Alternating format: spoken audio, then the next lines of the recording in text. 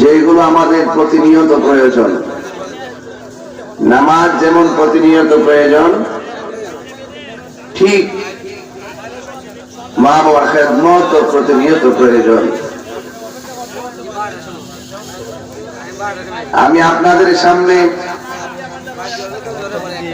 কোরআনুল কারীমের এক টুকরো আয়াতের শেষের অংশটি তেলাওয়াত করেছি। এই আয়াতের পুরো আয়াতটা জুড়ে,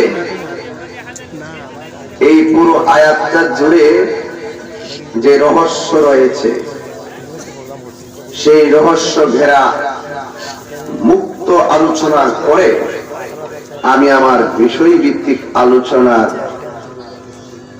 স্বরূপ উন্মোচন করব। যে আল্লাহ পাক আমাদেরকে মাহফিলে এনেছেন, শুকরিয়া করুন আলহামদুলিল্লাহ। লাখ কোটি দরুদ ও সালাম ওই নবীর নূরানি কদম মুবারকে, যিনি হায়াতুন নবী, নূর নবী, গায়েবের খবর দেনে ওয়ালা হুজুর নূর সাল্লাল্লাহু আলাইহি ওয়াসাল্লামের উম্মত হিসাবে আল্লাহ পাক আমাদেরকে কবুল করেছেন। এই জন্য শুকরিয়া তার আবারও করি আলহামদুলিল্লাহ। ওয়াজ নিয়মিত হয় প্রতি এলাকায় এলাকায়। আমি না আসলেও সুন্নি উলামায়ে কেরাম প্রতিদিন তারা মাহফিল করেন। এই এলাকায় নিয়মিত ভাবে কোনো না কোনো সংগঠন মাহফিল করে থাকে। ওয়াজ শুধু ঘটনার আকারে আলোচনা করলাম আর আপনারা ঘটনা হিসেবে এটাকে উড়িয়ে দিলেন, এটার নাম মাহফিল দেওয়ার উদ্দেশ্য না। ওয়াজের ভিতরে উলামায়ে কেরাম যে কথা বলে, এই কথাগুলোকে নিজের বাস্তব জীবনের চেতনা হিসাবে প্রতিফলন ঘটাতে হবে। কারণ জানার নাম ঈমান না, মানার নাম হলো ঈমান। পাবলিকে যে ওয়াজ জানে, হুজুরাইনা ওয়াজ করার কোনো দরকার নাই। ঠিক ঠিক কিনা? এরপরও ওয়াজে কেন হুজুররা আসে, হুজুরের দাওয়াত কেন করে? দূর থেকে একজন আলেম আসলে তার কথা শুনতে ভালো লাগে, একটা গুরুত্ব বহন করে, একটা গুরুত্ব বহন করে। আর বারবার মাহফিল দেওয়াতে কয়েকটা লাভ আছে। আবার কয়েন না যে হুজুর লাভ হইতে হাদিয়াটা দিয়ে পায়, একটা ব্যবসা আছে না। দেখবেন সমাজের মধ্যে যে বেশি টেহাওয়ালা, এটি কিন্তু মাহফিলে আয় না।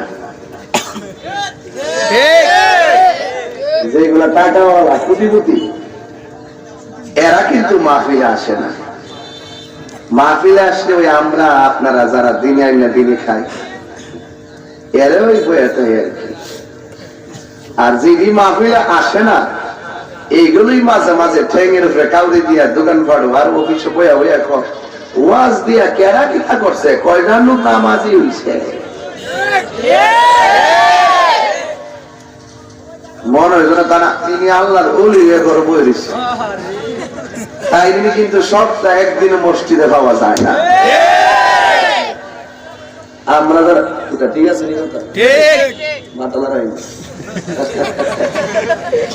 মালাইতেছেন না বলুন, এইভাবে খেদমত করতে হবে, সোজা গতি মালা সুন্নতের খেদমত করতে হবে, ঠিক কিনা?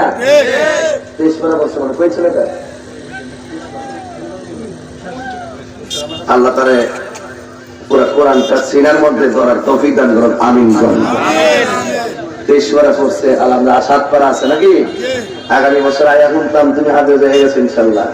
ঠিক আছে তো ইনশাআল্লাহ? আমার দোয়া আগেও ছিল, প্রথম থেকে দোয়া করতাম আর শুরু থাকতে যাক আল্লাহ কবুল করুক, আমিন। আমার কথা কি বাস্তব? যে কথাই বলছি ঠিক আছে? ওয়াজ দিয়া কেডা কিতা করছে? আর আমরা কই যদি এইভাবে উলামায়ে কেরাম আরামের ঘুম হারাম কইরা যদি দিনের দাওয়াতের প্রতিশ্রুতি গ্রহণ না করত, তাহলে পাড়ায় পাড়ায় মহল্লায় মহল্লায় যাত্রাগানের আসর হয়ে যেত। এখন কি আগের মতো আছে? আমার যদি জিজ্ঞেস করেন, যাক আমাদের চেয়ারম্যান মহোদয় আসছেন, বুলবুল খান সাহেব।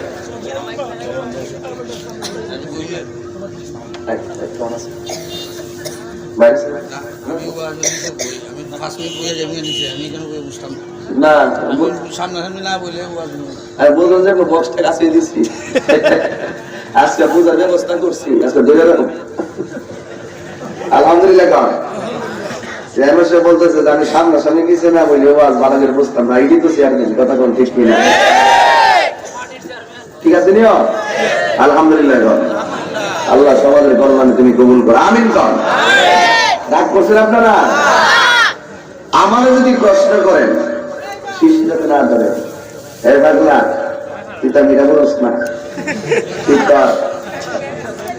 আমি একটা মানুষকে খাওয়ার সুযোগ দিলাম, তারা দিচ্ছেন আপনার একটু বইলে সুন্দরী আর কি মনে হইতেছে কেমন করছে। মাটি বলে কাপড় কিছুই তো না, দেওয়ার একদিন মাটির মধ্যে ফিরে থাকবো, খবর হইত না। তখন তো কাপড়টা বইরে গেলে দয়া দুইটা লোক আছে, কবর গিয়ে শরীরে বইরে গেলে কেউ দয়া আর বাতাস করিলে লোক নাই, কথা কন ঠিক না? বল কথা তো নাকি? আচ্ছা ঠিক আছে, দিনে তো সব কম দেখি। কারণ কিরকম দিই সবজির পাতা টুপি আর একটু বেশি দেখলাম, ওই যাওয়ার মাথা তাতাইতেছে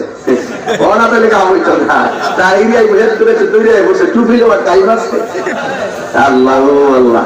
এখন থেকে নিয়ম, সামনের মাহফিলে প্রতি মাহফিলে মাথায় টুপি থাকবে, কথা কন ঠিক কিনা? হাত তুলে ওয়াদা করে ঠিক কিনা?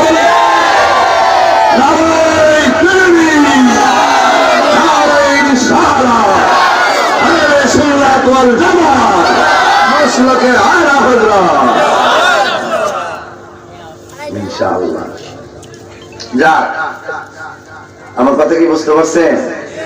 আমার যদি বলেন ওয়াজ করার পরে কি পরিবর্তন না পাইছি, আমার জানা মতে প্রায় 70 থেকে 80টা যেগুলাতে ওয়াজ হইতো না, এইগুলার আমি ওয়াজের রূপান্তরিত করছি।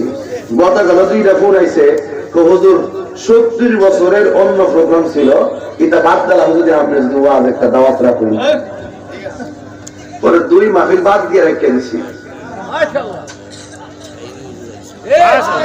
কাজটা কি ঠিক আছে? তো ভালো হইতেছে না খারাপ হইতেছে? কাউরি দিয়ে এইটা কই দি, এইগুলো হইল, এগুলোর কারণে করোনায় ঠিক কিনা? হারামের মধ্যে আরাম আছে, হারামে আরাম আছে। একমাত্র সর্বদিক দিয়ে সমাজে আর ব্যক্তি জীবনে পারিবারিক জীবনে যদি শান্তি আনতে চান, আপনাকে নামাজ হতে হবে। কি হতে হবে? আর কি হতে হবে? নামাজ। কেন? ইন্নাস সালাতা তানহা আনিল ফাহশাই ওয়াল মুনকার। নিশ্চয়ই নামাজ অশ্লীল এবং খারাপ কাজ থেকে বিরত রাখে। কারণ নামাজের মাধ্যমে দিল নরম হয়, নামাজের মাধ্যমে আত্মা শুদ্ধ হয়, নামাজের মাধ্যমে শরীরের ধৈর্য তৈরি হয়। কি তৈরি হয়? ধৈর্য তৈরি হয়। আর ধৈর্য যখন তৈরি হয়, তার মধ্যে কোনো দেমাগ থাকে না, অহংকার থাকে না। এই জন্য নামাজ কোরআনুল কারীমে আল্লাহ রাব্বুল আলামিন 82 জায়গায় বলছে নামাজ কায়েম করো। কায়েম বলতে শুধু নিজে নামাজ পড়েন না, ঘরের মানুষকেও নামাজ পড়ার কথা বলেন। হাসরের মাঠে পুরানো দরবার নামাজ পড়লি না কি লেগে, বা আমার আম্মা আমারে বলে নাই, এই তোর নাম এইটা কে লেগে, বা আমি রাখছি না, আমার আম্মা রাখছে। বলে যে রাখেন, বুঝে রাখেন, বলে সূর্য এটা বুঝে রাখবেন। কারণ হাসরের মাঠে প্রত্যেকের নাম ধরে ডাক দেওয়া হবে। ঠিক কিনা বলে? এমুকের বাপ এমুক, এমুকের বাপ এমুক, এমুকের বাপ এমুক, এমুকের পোলা এমুকে দিকে এইভাবে ডাক দেওয়া হবে। এই জন্য নামটা সুন্দর চাই। নামটা কি চাই? টুইঙ্কেল মুইঙ্কেল দেওয়া হইতো না। আমরা দেশের ছোটবেলার যে শিক্ষাটা ছিল, এই শিক্ষাটা একটু এলোমেলো আছে এখনো।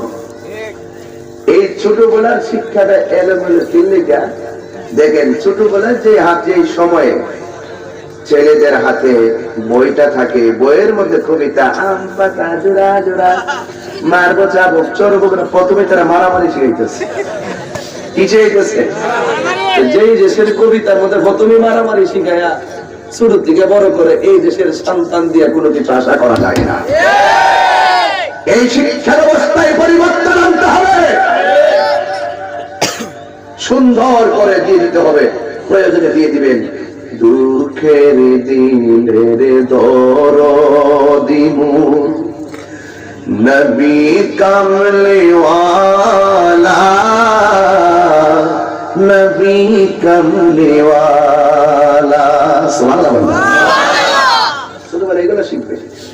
এক, বানানো শিখবে। দুই, নবীর মহব্বতের একটা শানও শিখবে। তিন, আমার নবীর সম্মান ইজ্জত বুঝে গিয়ে অন্তরের ভিতরে নবীর মহব্বত পয়দা করতে পারবে। রাগ করেন না, আমাদের শিক্ষা ব্যবস্থায় বহুত প্রবলেম আছে। শরতে অজগর, অজগর বুঝলে ওজো সুন্দর না? কত ওজো ঠিক আছে নি? ঠিক আছে নি? ওই যে অজগর টজগর এগুলোরও শীতে ইঁদুর। চিন্তা করছি নি ব্যাপারটা? এইগুলো পরিবর্তন করতে হবে। এগুলো কি করতে হবে? পরিবর্তন করতে হবে। আপনি প্রথম শিক্ষাটা বানান পরে শিখাইনি, ইঁদুর ছাগল রাম ছাগল পরে শিখান না। প্রথম শিক্ষাটা ধর্মীয় চেতনায় বানানগুলা শিক্ষা দেওয়া। ঠিক কিনা বলে? আমি ঘরের মধ্যে আলাদা খাতা বানাই দিই, আলাদা খাতা বানাই মন মতো করে অক্ষর লিখি, অক্ষর লিখে আলাদা খাতা বানাই বই বানাই দিই। এটি পড়ো মা গো, এগুলো পড়ো, এগুলো পড়ো, এটি বলে কাজ দিব। কথা বল ঠিক কিনা? এই জন্য যুবক ভাইয়েরা আমার, 2 ঘন্টার ওয়াজ কিন্তু করে ফেলছি।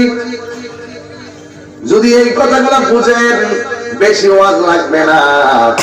এই ওয়াজ গুলো যদি বুঝেন, বেশি ওয়াজ লাগবে না। কারণ আজকের শিশু আগামী দিনের ভবিষ্যৎ। এই শিশুটাকে অন্য শিক্ষা দেওয়া যাবে না। এই ছোটবেলা শিশুকে যদি ধর্মীয় শিক্ষা দিতে পারেন, 7 বছরের কালে যদি তাকে বলেন পুত্রে নামাজে যাও, আর 10 বছর কালে যদি মাইরা মরায়া মসজিদে পাঠাইতে পারেন, ওই ঘরের ভিতরে শান্তি আছে না? না হাইরে, নাই নাই নাই, ধর্মীয় চেতনা নাই। এই ধর্মীয় চেতনা না থাকার কারণে মুসিবত। আল্লাহ কোরআনে বলেন, তোদের মধ্যে যত তুফান আসবে, মহামারী আসবে, সব তোমাদের হাতের কামাই।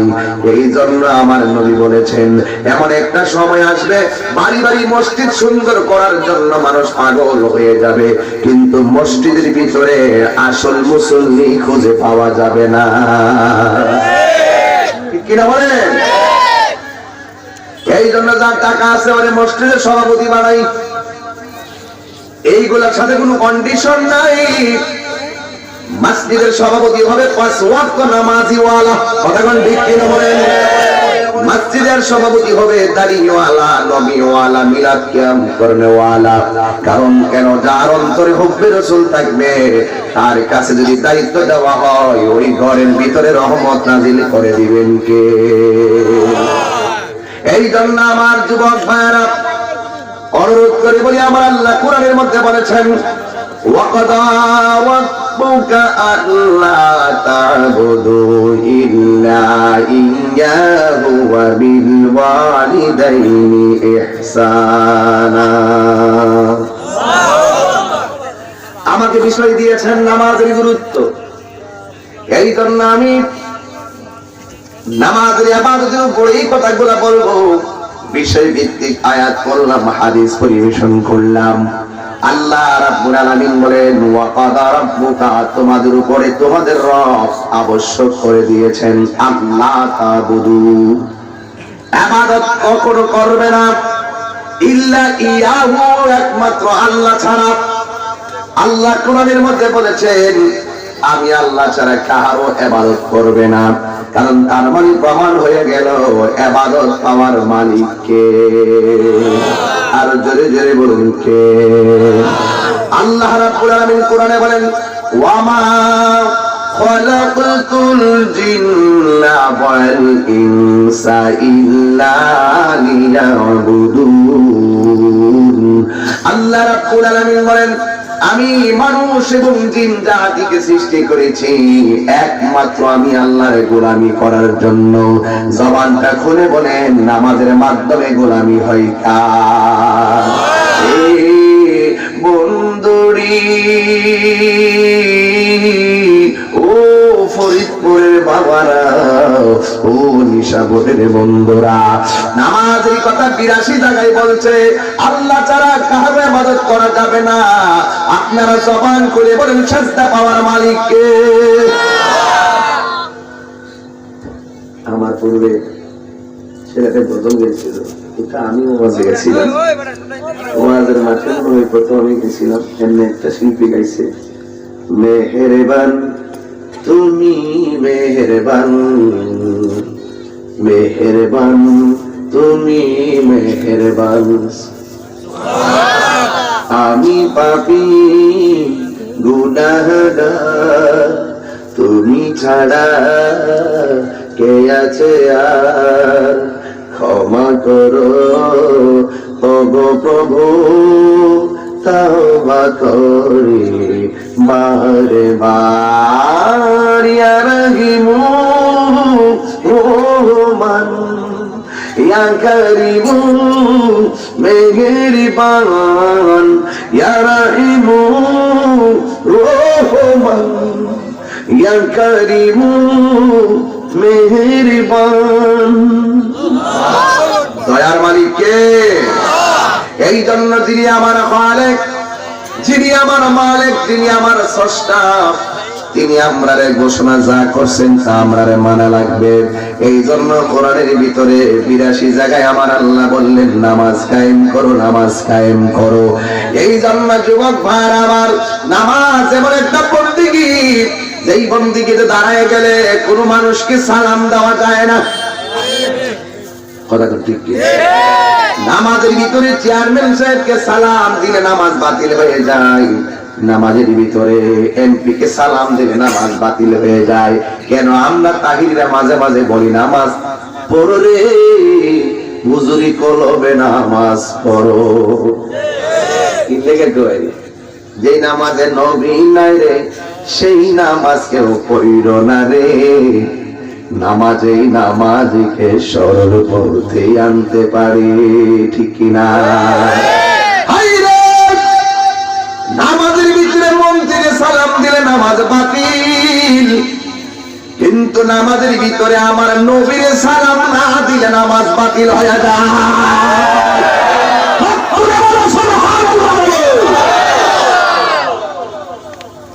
বুঝেননি নবীর শান কত? সর্বোচ্চ ইবাদতের ভিতরে নবীর সালাম না দিলে নামাজ বাদ।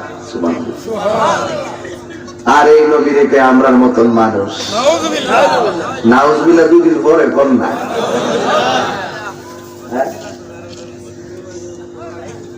এটা ফ্যান লাগে লাগে লাগে, এতক্ষণ ডিম রাখলে সিদ্ধ করে দিল। বাপরে বাপ, বাপরে, এলাকার রোজ গরম হরি। আপনার মনে কষ্ট হইতেছে, বুঝতেছি? আমার কথা বুঝতেছি না আপনারা? তাহলে আমার নবীর মহব্বত দরকার আছে কিনা? তো যেই নবীর সালাম না দিলে নামাজ বাদ হয়ে যায়, এই নবীকে আমরার মতো। তা আমরা যদি মত হইতে দিলে আমরা সালাম দিলে তো নামাজ হইলে নিলে, তার মানে বোঝা গেল কোন দিক দিয়ে নবী আমরার মতো। সিন্নি খাইলা কার দ্বারা? মোল্লা চিনলা না। নামাজ নামাজ করো, আমার এত নামাজের বয়ান করো, কিন্তু আমার নবীর শান যে নামাজের ভিতরে আছে সেই তালাশ না করলে আমার মোস্তফার মহব্বতের পরিধি বোঝা যাবে না। কথা বলেন ঠিক কিনা? চলছে ধর্ম নিয়া বাড়াবাড়ি গো, ধর্ম নিয়া বাড়াবাড়ি, আগুন ইমানের বাজারে, তাই তো বসে আর মানুষ তাই তো হুঁশিয়ারে। নবীর তাজিম মিলাদ কিয়াম আহলে বয়াতের সম্মান করিতে আউলিয়ার সন্ধান বলছে পড়ুয়ারে। এইসব কথা শুনলে তারা নাম লইছি না, হ্যাঁ না, এসব কথা শুনলে তারা বুকে আগুন ধরে। ওই শয়তান যেমন বেজার ছিল, শয়তান যেমন বেজার ছিল আদম সেজদা করিবারে, তাই তো হুঁশিয়ারে মানুষ, তাই তো হুঁশিয়ারে। উম্মত হবে ৭৩ দল, ৭২ দল যাইবে রে দল, বলিয়াছে নবী দলে দেখ না হাদিস খুলে।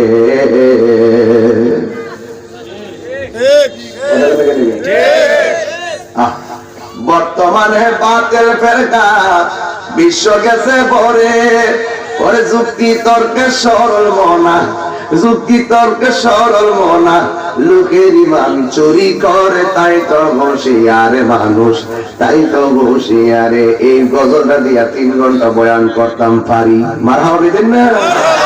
এই জন্য ইবাদত হবে কার? আরো জোরে বলেন কার? আল্লাহ বলছে আমি আল্লাহ ছাড়া কারো ইবাদত করা যাবে না। দেখেন দেখেন কেমন কাজ কারবার। বন্ধুরে আমার, ও আমার ফরিদপুরের বাবারা, ও আমার নিশাপুরের বন্ধুরা গো, আমার নবী আপনার নবী বলেন তোমরা মনে করতেছো নামাজের ভিতরে কোরআন তেলাওয়াত করো, তোমরা নামাজের ভিতরে যদিও লাউহে মাহফুজে কোরআন তেলাওয়াত করতেছো, কিন্তু মনে রেখো যদিও শরীয়তে কোরআন তেলাওয়াত, কিন্তু হাকিকতে তোমরা আল্লাহর সঙ্গেই কথা বলতেছো। নামাজে কার সঙ্গে কথা বলি? এই জন্যই তো বলা হয়েছে এমন ভাবে নামাজ পড়ো যেন তুমি আল্লাহরে দেখতেছো। আল্লাহরে যদি দেখতে না পারো এই বিশ্বাসটা অন্তরে ধারণ কইরো, আমার আল্লাহ রাব্বুল আলামিন তোমাকে দেখতেছে। এই জন্য আমার নবী বলে নামাজে দাঁড়াইবার আগে যখন মানুষ ওযু করে গো, ওযু করার সময় হাতটা যখন দৌত করার আগে বিসমিল্লাহ বলে ওযুটা শুরু করে, আমার নবী বলেন ওযুটা শেষ হওয়ার আগ পর্যন্ত আসমানি ফেরেশতা তার জন্য গুনাহ মাফ চাইতে থাকে। এই জন্য আমার বন্ধু, আমার নবী আপনার নবী বলেন কেউ যদি নামাজের ওযু করার সময় হাতটা দৌত করে আর মুখ দিয়া কুলি করে, আমার নবী বলে তার মুখ দিয়া কুলি করার সময় মুখের পানিগুলো যখন জমিনে ফেলে দেয়, এই মুখ দিয়া যতগুলা গুনাহ করেছে আমার আল্লাহ ওযুর পানির কুলির সঙ্গে গুনাহগুলো মাটির মধ্যে জড়াইয়া ফালাই দেয়। গুনাহ মাফের মালিক কে? আরো জোরে বলো কে? এই জন্যই তা আমার নবী বলেছেন কেউ যদি ওযু করার পরে আসমানের দিকে তাকাইয়া, কোন দিকে? আসমানের দিকে। আল্লাযী খালাকা সাবআ সামাওয়াতি তিবাকা।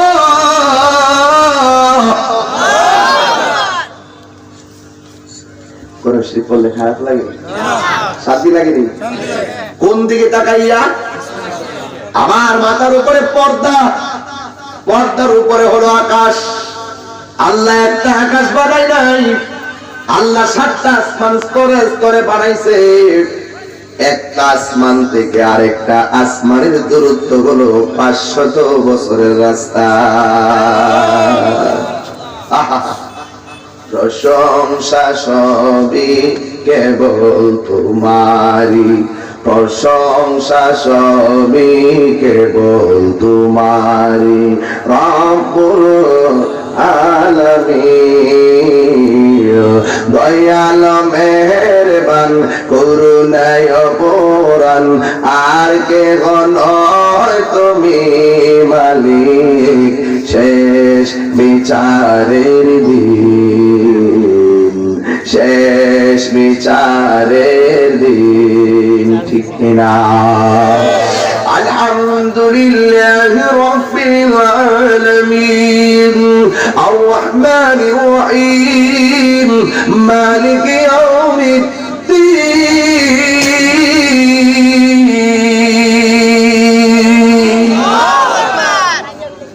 শেষ দিবসের মালিককে আমার আল্লাহর হাবিব বলেন কেউ নামাজের ওযু কইরা আসমানের দিকে তাকাইয়া যখন কালিমায়ে শাহাদাতটা পড়বে আমার আল্লাহ রাব্বুল আলামিন তার জন্য আসমানের দরজাগুলো খুলে দিবে জান্নাতের 8টা দরজা খুলে দিবে সুবহানাল্লাহ না এই জন্যই তো ওযু করা লাগবে ওযুটা তারতিবের সঙ্গে করতে হবে অনেক পোলাপান দৌড়াইয়া ওযু কইরা পালাই কিন্তু দৌড়াইয়া ওযু করবেন না তরতিবের সঙ্গে অত্যন্ত নম্রতার সঙ্গে ওযু করবেন কারণ ওযুর ভিতরে নিয়ামত আছে না নাই আর যেরকম আছে না নাই এই জন্য যুবক নামাজের কথা বলছিলাম 5 ওয়াক্ত নামাজ পড়লে কি পুরস্কার আল্লাহ রাব্বুল আলামিনের হাবিব যখন মেরাজে গিয়েছেন যাওয়ার পরে আমার আল্লাহ নবীর সুন্দর একটা জায়গায় নিয়েছে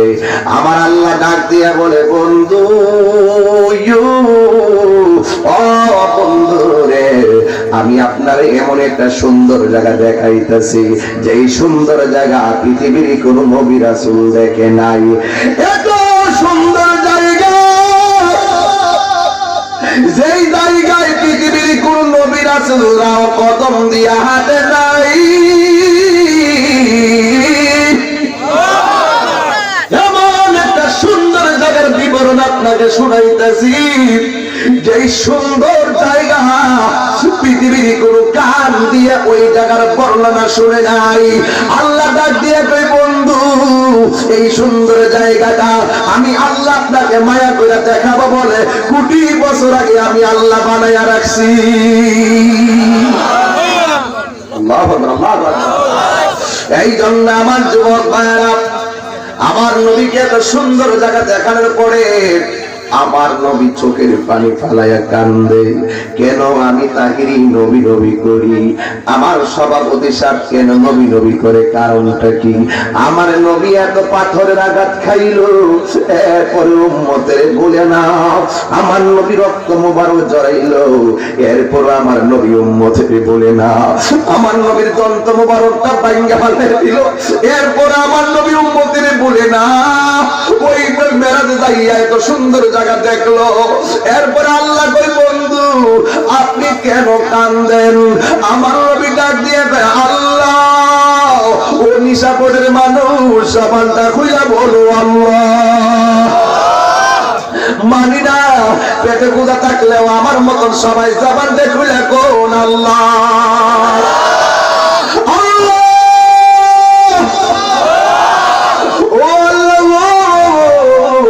আপনি আমার এত সুন্দর জায়গা দেখাইতেছেন আমার তো মন ভরে না আমি এত সুন্দর জায়গা দেখতেছি কোন নবী দেখে নাই কোন নবীর উম্মত দেখে নাই ও আল্লাহ গো তুমি আমার এত সুন্দর জায়গা দেখাইতেছো আমি কেন কান্দি আল্লাহকে বন্ধু কান্দ কেন আমার নবী ডাক দিয়ে দি আল্লাহ এত সুন্দর জায়গা আমি দেখতেছি আমার উম্মত তো দেখে নাই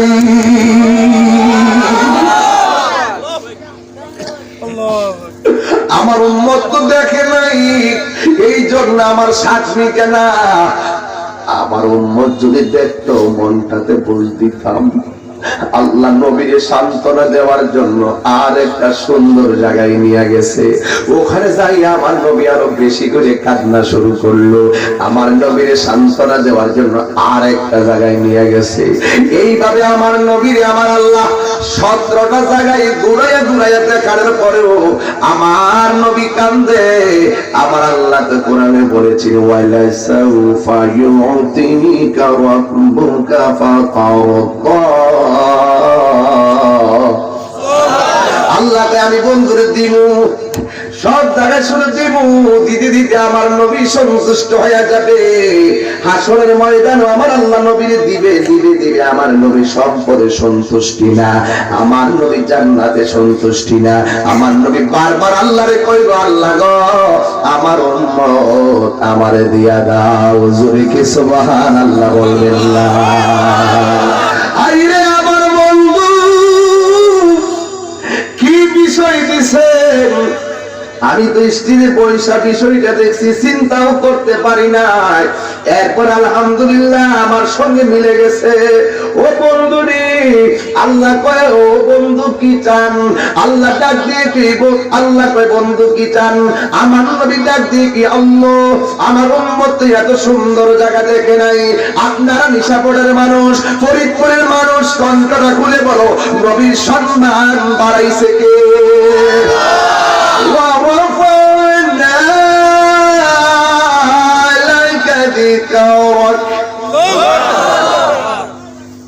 আল্লাহ দিয়েছে নবীকে সম্মান। আরে মাঝে মাঝে একটু গজল গাই, অসুবিধা হবে আপনাদের? সম্মান দিয়েছে কে? আল্লাহ দিয়েছে নবীকে সম্মান। তোমার হিংসায় হবে কি? নবীর সনে বেয়াদবি করলে আমল করে হবে কি? কোরআন হাদিস খুলে দেখো, নবীর উপরে কেহ নাই। নবীর কণ্ঠের চেয়ে কণ্ঠ যদি কারো বেড়ে যায়, সব আমল বরবাদ হইবে, তোমার আমল করে হবে কি? জোরে কোন আল্লাহু আকবার। আইরে আমার আল্লাহকে বলবো টেনশন করিয়েন না, আমি আল্লাহ তো আপনি নবীর সন্তুষ্টি কামনা করি। সারা পৃথিবী সাজাইছি আমি আল্লাহ, তুমি বন্ধুর ছিলাই। আল্লাহ ডাক দিয়ে কি বলবো, আপনি চিন্তা করবেন না, আপনি মেরাজে এসেছেন, আমার সঙ্গে দিদারের জন্য এসেছেন। আপনি দুনিয়াতে যাবেন, আপনার উম্মতের জন্য আমি 5 ওয়াক্ত নামাজ দিলাম। জোরে বলেন কয় ওয়াক্ত? আল্লাহ ডাক দিয়ে বন্ধু 5 ওয়াক্ত নামাজের ভিতরে আমার নবীর 17টা জায়গায় ঘুরাইছে। কিন্তু দেখেন হিসাব মিলাই দেখেন, ফজরের নামাজের 2 রাকাত ফরজ, যোহরের নামাজের 4 রাকাত ফরজ, 2 আর 4 হইল 6, আসরের হইল 4, হইল 10, মাগরিবের হইল 3, হইল 13, আর এশারের নামাজের ফরজ হইল 4 রাকাত, 13 আর 4 হইল 17। আর আমার নবীর আল্লাহ ঘুরাইছে 17টা জায়গায়। 17 জায়গায় যাইয়া নবী আমার উম্মতের জন্যই কান্দে। ও বন্ধু, যেখানে টুকা দিবা সেখানে আমার নবীর হাকিকত। আল্লাহ তাহাকে কই বন্ধু আপনার উম্মতের বলবেন, এরা যদি 5 ওয়াক্ত নামাজের মালা গলার মধ্যে লাগাই, আমি আল্লাহ কথা দিলাম যে 17টা জায়গায় আইসা আপনি উম্মতের স্মরণ করছেন, এই 17টা জায়গা আপনার উম্মতের আমি ঘুরাইয়া ঘুরাইয়া তাদের ডান হাতে জান্নাতের টিকিট আমি দিয়ে দিব। আর জোরে জোরে কোন আল্লাহু আকবার। এই জন্য আমি বলবো ওই 5 ওয়াক্ত নামাজ পড়া দরকার আছে না নাই? আর যদি না আছে না নাই? আল্লাহ বলেন আল্লাহ তা'বুদু ইল্লা ইয়া, আমি আল্লাহ ছাড়া কারো ইবাদত করা যাবে? যখন যাবে, সেজদা পাওয়ার মালিক কে? যারা বলে আমরা মাজারে গিয়ে সেজদা দেই, কয়নি? এটা কি হাসা কথা না মিছা কথা? এইগুলো অনেক আগে যখন মিডিয়া ছিল না, ওরা পাড়ায় পাড়ায় যাইয়া মানুষের বুঝাইতো দেখছিস নি এরা মাজারে কেমনে সেজদা করে, দেখছিস নি এরা গিয়া ওই মাজারে ওলি আল্লাহরে আল্লাহ মনে করে, হ্যাঁ এইভাবে পাবলিক বুঝাইতো।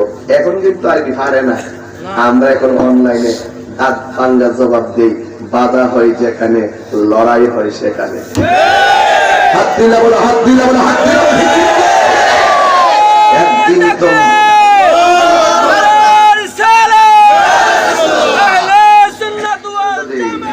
সেজদা পাওয়ার মালিককে, তো সারা জীবন আপনারা মাজার গোদারি কইল।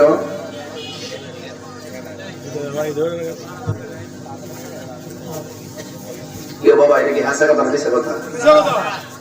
এইরকম ভাবে মানুষকে মিসগাইড করছে, এখনো করতেছে। আমরা একটু মাইতে গেছি তো অনলাইনের যুগে, আমরা একটু মাথার পরে তোরা পান্ডি, আমরা কিন্তু তাদের দাঁত বাংলার জবাব দিই। আমাদের মুরব্বীরা দিয়ে আইছে সারা জীবন, তখন তো ইয়েতে ইউটিউব ছিল না, ছিল এই মুরব্বীরা জায়গা জায়গায় আইসটা গিয়া জবাব দিছে। আমরা তো ঘরে কোনো বেদম চালাই, মুরব্বীরা খাওয়া আইসটা গিয়া একবারে আল্লাহ আব্দুল করিম সিরাজুল থেকে ধইরা, আল্লাহ মাহফিজ বক্তব্যের শরীর সাথে ধরে, আল্লাহ মাহবুবের বিশাল থেকে আদর সাহেব মাদারের সুযোগ থেকে ধইরা, মানে যারা ছিল সিনিয়র উলামায়ে কেরাম, ঠিক নেই, এরা পায়ে হাইটটা গিয়া এদের সঙ্গে গড় দিয়া টান্দা বাইকে আইতে বস করছে।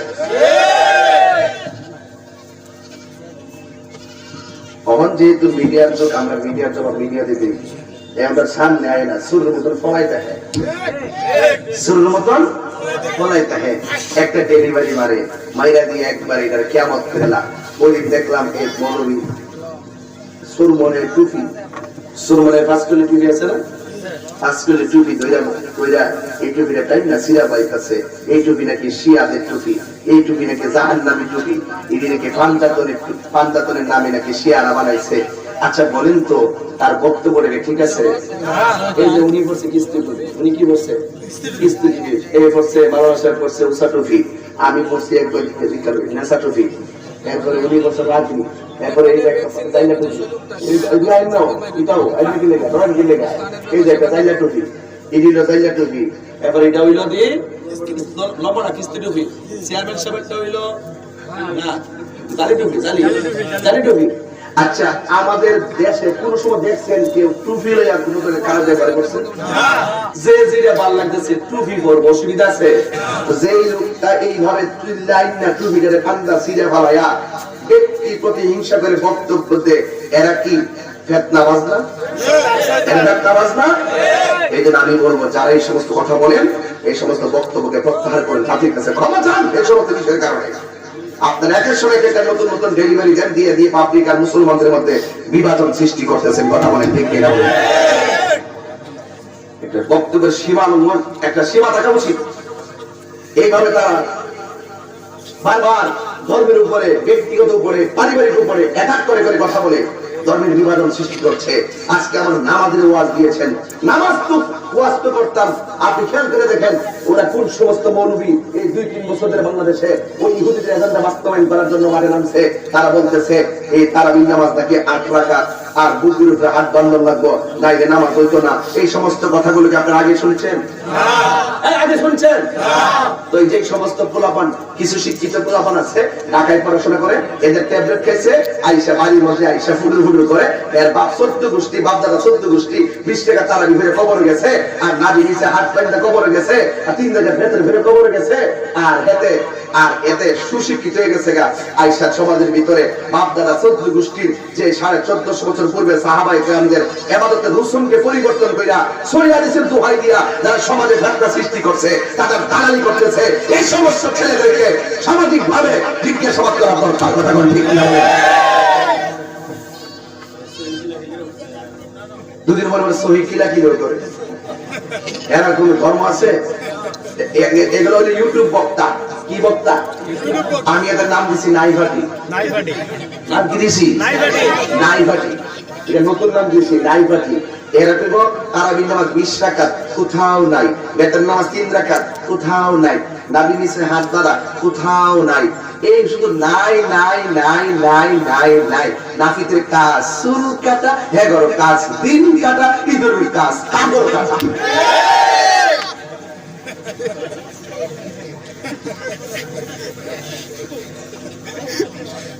কথা কি ঠিক আছে? এই কথা ঠিক আছে? এই জন্য যারা এইরকম ইবাদতের মধ্যে দেখেন এমনি মুসল্লিরা নামাজ পড়ে না, এমনি নামাজে কেন মুখ খেলে যাই মসজিদে ডাকে ডেকে আনছি, মসজিদে আবার লাগাই দিছে দুইজন, ইহানো বান্ধ না ইহানো বান্ধ না ইহানো বান্ধ, এমনি বাবার তোলা এমনি তোলা এমনি তোলা এমনি তোলা, এমনি নামাজ পড়ে না, আবার নামাজের ভিতরে বাজার লাগাই দিছে। এইগুলো সব ইহুদি খ্রিস্টানদের দালাল। এরা হইলো কি ফাটি? জোরে বলো কি ফাটি? আরো জোরে জোরে বলো। এদের ইমানই নাই, এদের কি নাই? ইমান নাই। কারণ এরা বলে কারবালার যুদ্ধে এজিদের কোনো দোষ নাই।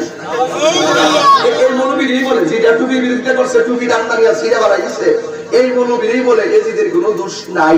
যারা এজিদের নামের পরে রহমতুল্লাহ আলাইহি শব্দ ব্যবহার করে, এরা যত ধরনের সই হাদিসের দোহাই দিয়া অক্ষরে ওই দেখছেন না কোন কোন যুদ্ধের মধ্যে কোরআন মাথাত নিয়ে আবার যুদ্ধ করছে, করছে কিনা বলে। তো সুতরাং তারা যত ধরনের মিষ্টি মধুর কথাই বলুক না কেন, তারা যত ধরনের ভালো কথাই বলুক না কেন, তারা হারামকে হালাল জানার কারণে আর হালালকে হারাম জানার কারণে তাদের ঈমান, যারা এজিদের পক্ষে দালালি করে আমরা তাদের সঙ্গে। যদি এজিদের নামাজ সঠিক হইত তাহলে ইমাম হুসাইন তো বুঝতেন এক ওয়াক্ত নামাজ কাজা করলে কেমন হইব। তিনি তাদের সঙ্গে নামাজ না পড়ে নিজের নামাজ করছে, নিজে নামাজ পড়া বুঝাইয়া দিছে যে এদের মুখে যদিও দাড়ি আছে, টুপি আছে, পাগড়ি আছে, কিন্তু এদের নামাজ আর আমি হুসাইনের নামাজ এক নামাজ না। অনেকে বলে হুজুর মসজিদ দিয়ে ভাগ কিনলে গিয়া, মুসল্লির ইমাম নিয়ে ভাগ কিনলে গিয়া, আরে ভাগ তো ইমাম হুসাইন করে দিয়ে গেছে, আল্লাহ নিজে করছে। ওরা বলছে ওয়ালা তাকুম আলা কবরিহি, যারা মুনাফিক, যারা দুশমন রাসূল, তাদের পিছনে নামাজ পড়লে নামাজ হবে না, তাদেরকে সালাম দেওয়া যাবে না, তাদের সঙ্গে আত্মীয়তা করা যাবে না। ওয়ালা তাকুম আলা কবরিহি, আল্লাহ বলছে ওই মুনাফিকদের কবরের কাছে যাওয়া যাবে না।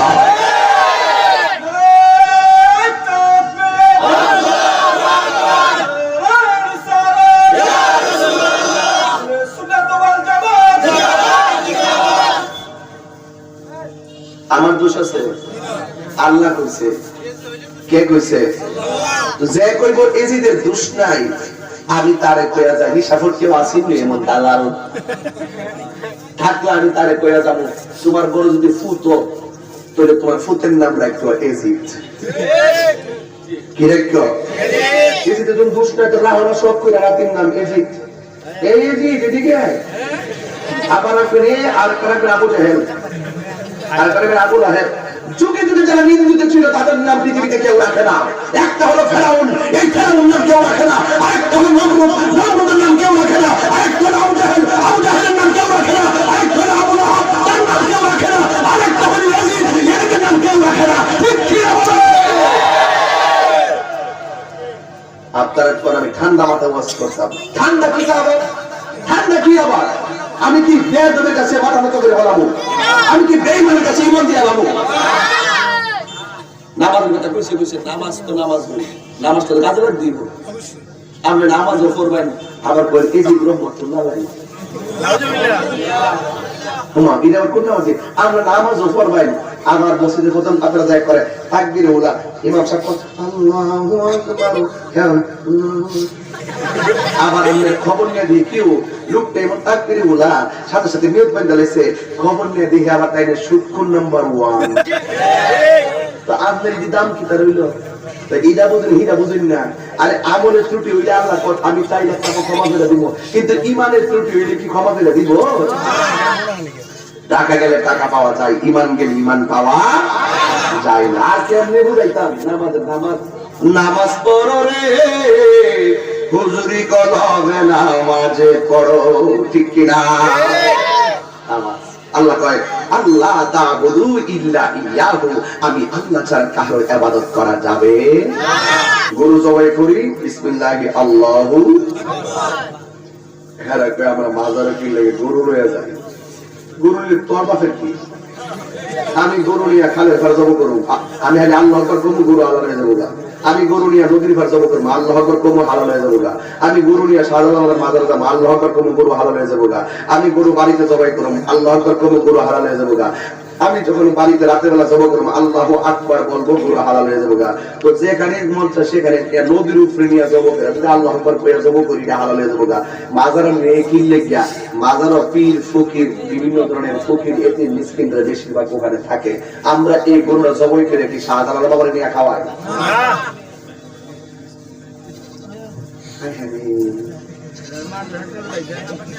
এটা হইলো ওই হারা মাথা দিলে ঠিক আছে, এটা ঠিক আছে। পুজো করতেছি মালা সালা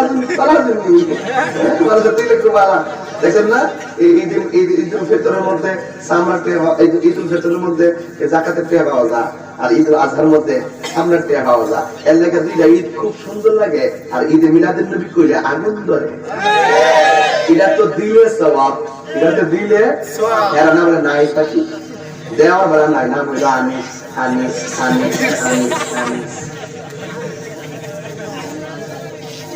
কি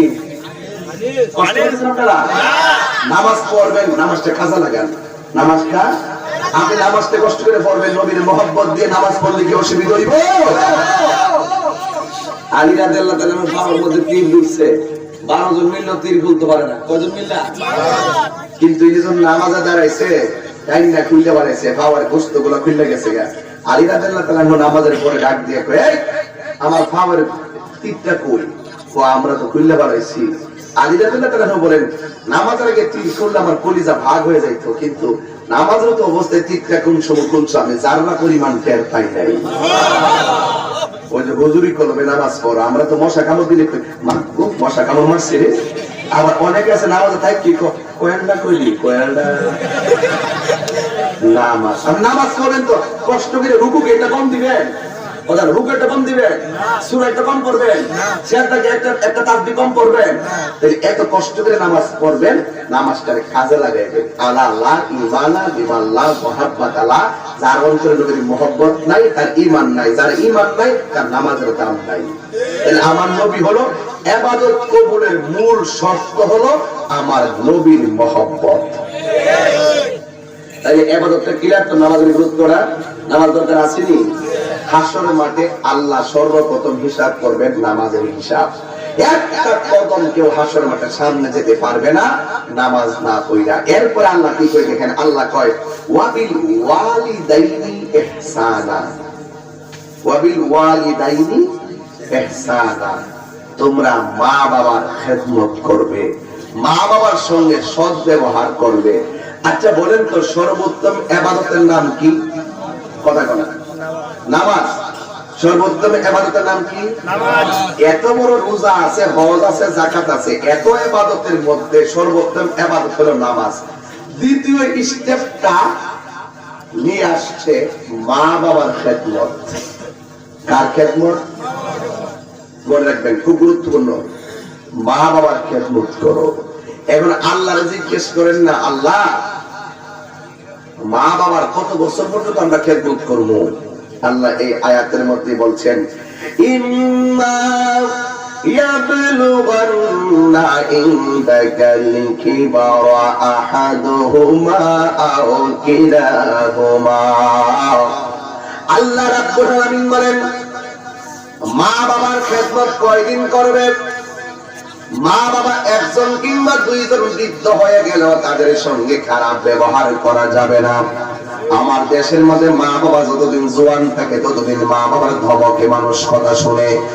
যেই মাত্র সংসারে মা বাবাটা বৃদ্ধ হয়ে যায়, যেই মাত্র মা বাবাটা বৃদ্ধা হয়ে যায়, সন্তানরা একটা কথা বললে সন্তান মানে না। এ সন্তান তুমি কেন মানো না? মা বাবার শক্তি হারায় ফেলছে বলে তুমি মানো না। একবার কি তুমি জানো না, যখন তুমি বসতে পারতে না, যখন তুমি দাঁড়াইতে পারতে না, যখন তুমি খাইতে পারতে না, নরম গরম খাবার বুঝতে না, তখন মা তোমার এমন যত্ন করে রাখছে। এই জন্যই তো আমার আল্লাহ বলেন, ওয়াহফিজ লাহুমা জানাহাতুল মিনার রাহমা। মা বাবার সঙ্গে মমতার চাদর বিছাইতে হবে, মমতার হাত বাড়াইয়া মায়ের সঙ্গে ব্যবহার করা লাগবে। উফি ওয়ালা তানহারহুমা, এমন ভাবে দমক দেওয়া যাবে না যে মা বলে উফরে ফুট করলে কি ও তাহির হুজুর, তাহলে মা বাবার সঙ্গে আমরা কেমনে ব্যবহার করব? আমার আল্লাহ এই আয়াতের মধ্যে বলছেন ওয়া কুল্লাহুমা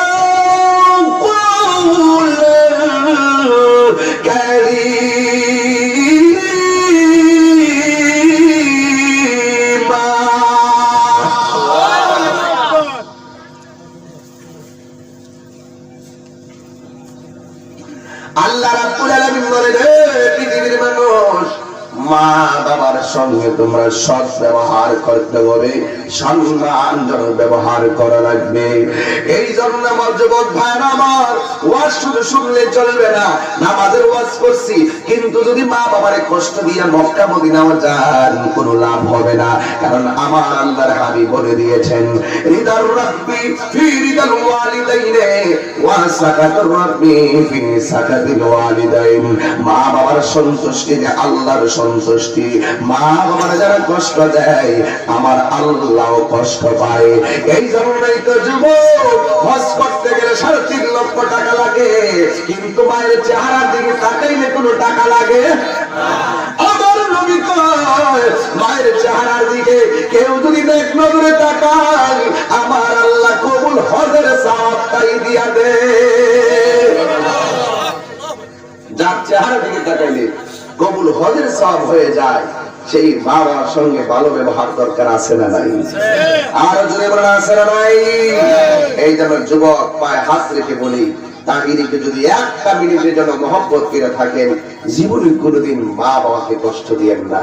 আজকের ওয়াজ যদি 30 সেকেন্ডের জন্য ভালোবেসে থাকেন, অনুরোধ করে বলবো, এমন একটা মুহূর্তে আমি ওয়াজ করতেছি যে সময়টা দোয়া কবুলের সময়। 3টা সময় দোয়া কবুলের সময়। একটা হলো আসর নামাজের পর সূর্য ডোবার আগের যে দোয়া, এই দোয়াটা আল্লাহ কবুল করেন। 2 নম্বর সানি খুতবা যখন দেওয়া হয়, যখন ওই প্রথম খুতবা দেওয়ার পরে তখন বসার পরে এই যে সময়টা, এই সময়টার দোয়া আল্লাহ কবুল করে।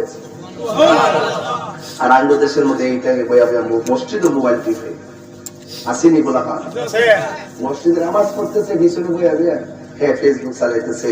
ফেসবুক একটা হালকা গজব না পুরা গজব?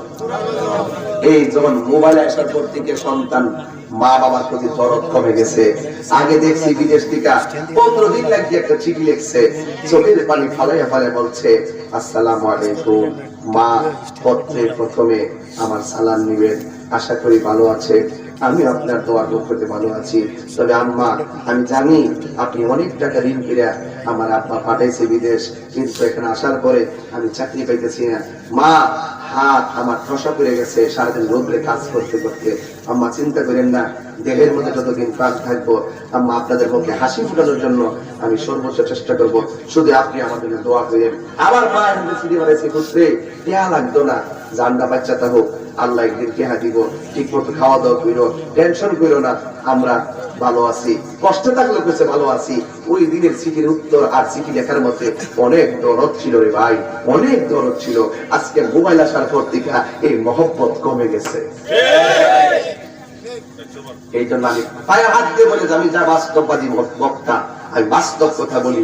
আগে যখন আম্মা শুটকি দিয়া যখন ফাটাতনের মধ্যে ফালাইয়া শিল দিয়া বাইটিয়া শুটকির ভর্তা করছে, করার পরে গরম ভাত ফাড়ার মধ্যে ফালাইয়া এইভাবে মরাইয়া ভাতের চড়া বানাই বানাইয়া আমরা দিছে, এখনো কই কি জানেননি, এখনো মনে হয় মুখের মধ্যে মায়ের দেওয়া সেই খাবারের স্বাদ লাগিয়ে দিচ্ছে।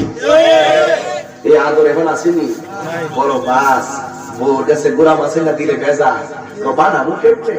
আর আব্বা দেখছি গুড়া মাছটা বাচ্চা বাচ্চা মাঝে মাঝে আনছে, জিগাইলে তখন বুয়াই তো পছন্দ করে না, এবার মা নিজেই বানাই দিছে। কিন্তু আব্বা কইছে এই মাছটি উপকার আছে, এটি খাইলে চোখের জ্যোতি বাড়ে। চোখের কি বাড়ে? গুড়া মাছ খাইলে চোখের কি বাড়ে? আর এখন বড় বড় কাতলা, বুয়াল, হাইব্রিড একবার আইনা বড় বড় চাক্কা বাড়াই দিল, ওই গুড়া মাছের মতন মজা লাগে। এই জন্য বাচ্চা হওয়ার পরে তো বড় মাছ খাবে না, 2 দিন পর ওই চশমা লাগে। চশমা কি লাগে? চোখের খাওয়ান নাই, থাকবো কেমনে রাত্রেবেলা? তাই যে ঘুমানোর সময় এসে মোবাইল টিপে, আর ছোট বাচ্চা দুধ খেতেছে, খায় খায় এমনি এমনি চাইতেছে, এমনি এমনি এমনি এমনি তাই এমনি মোবাইল চেপতেছে।